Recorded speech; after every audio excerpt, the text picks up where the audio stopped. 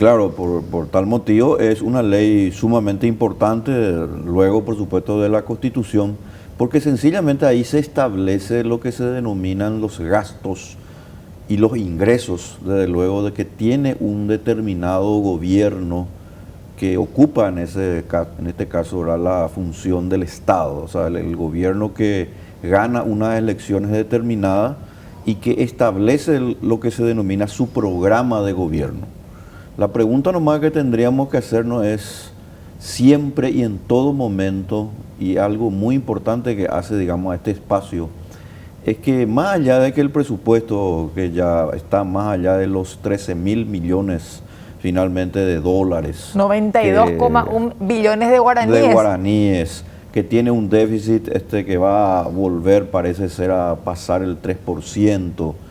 Ese dato que parecería así técnico y que la gente muchas veces hace pasar por una cuestión que obviamente la gente está en sus cosas diarias, es importante nomás explicarle a la gente, porque si nosotros los ciudadanos, y especialmente en Paraguay, los países subdesarrollados en general, no nos percatamos que cada guaraní que se usa en el Estado, desde el presidente de la República hasta el último allí secretario de cualquier dependencia que tenga el Estado, sea el gobierno central o el descentralizado, es un guaraní que previamente fue sustraído del bolsillo de la gente. Totalmente. Y ese es un dato clave, Gladys. Como dice él, ese es el factor clave. ¿Por qué nos interesa? Y porque nosotros financiamos el presupuesto en general, mismo. Porque igualmente se puede decir que los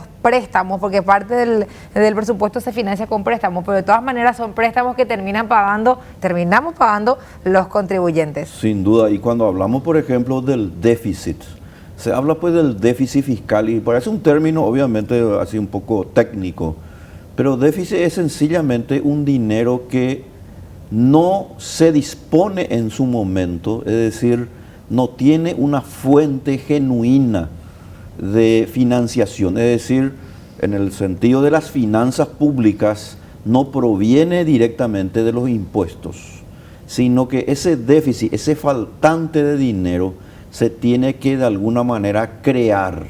Claro. Y el Estado, como es su naturaleza coercitiva, el único órgano a nivel mundial, ¿verdad?, que puede llevar a cabo eso, porque para financiar ese déficit lo tiene que hacer por varias maneras. En realidad son tres, y obviamente no es precisamente el aumento de los impuestos, porque eso no va a ser tan impopular que nadie lo va a permitir, y de hecho nosotros nunca deberíamos permitir en Paraguay, ¿verdad?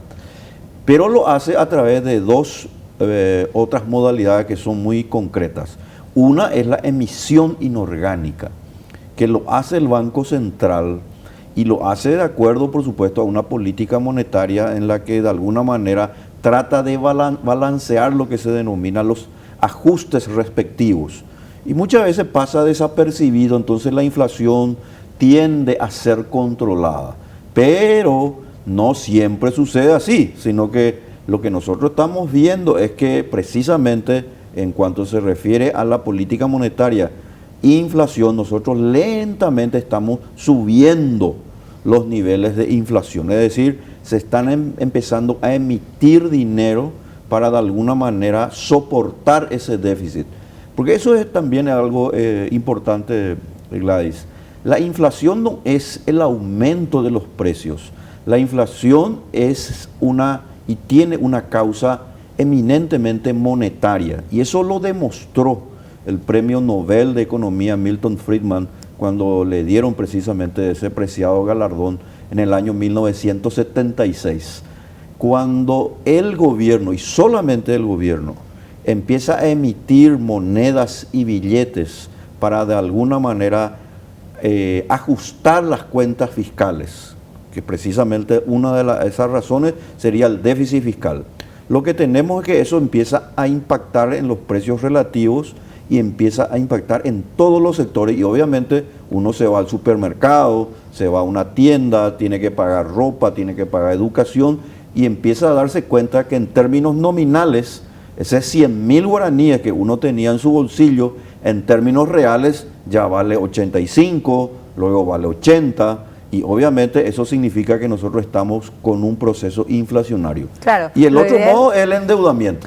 Claro, y lo ideal en ese caso es que, bueno, si la producción de la economía da una cifra específica, que la emisión sea en el mismo nivel. Así porque mismo. si nos vamos por encima es que se produce esta situación que nos explica Víctor. Y la otra situación del endeudamiento creo que es algo que es más familiar todavía para los televidentes. ¿Por qué? Porque, a ver, si yo tengo un ingreso de sueldo mínimo, 2.200.000 guaraníes, sin embargo, mis gastos son de 3 millones de guaraníes, tengo un desfasaje de 800.000 guaraníes. ¿Y qué hago? Y bueno, me voy endeudando. Y después contraigo más deudas para pagar la deuda anterior porque no me da mi ingreso.